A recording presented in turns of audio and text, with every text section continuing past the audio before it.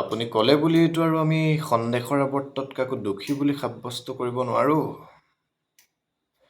আৰু যদি সেয়াই হয়, সন্দেহৰ আৱৰ্তত কিন্তু আপুনিও আহে। মিষ্ট্ৰেছ কাঞ্চন কাকতি দত্ত। কি ভাবিছে? আপোনাৰ নামৰ সেই দুটা উপাধিৰ সেই পিছৰ উপাধিটো কেনেকৈ জানিলো? সেয়াই ভাবিছে চাগে ন?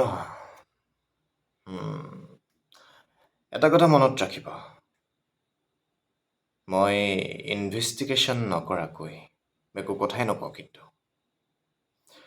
আৰু মই যি ইনভেষ্টিগেশ্যন কৰিছোঁ আপোনাৰ বিষয়ে, তাৰ পৰা প্ৰাপ্ত তথ্য অনুসৰি আজিৰ পৰা প্ৰায় 3 বছৰ আগতেই আপুনি আপোনাৰ স্বামীৰ ঘৰৰ পৰা সম্পত্তিৰ ভাগ বটোৱাৰাত আপোনাৰ মনৰ পচন্দৰে ডাঙৰ ভাগটো নাপায় কাজিয়া কৰি একেদিনাই ঘৰৰ পৰা ওলাই অহা নাছিল জানো মিষ্ট্ৰেছ দত্ত?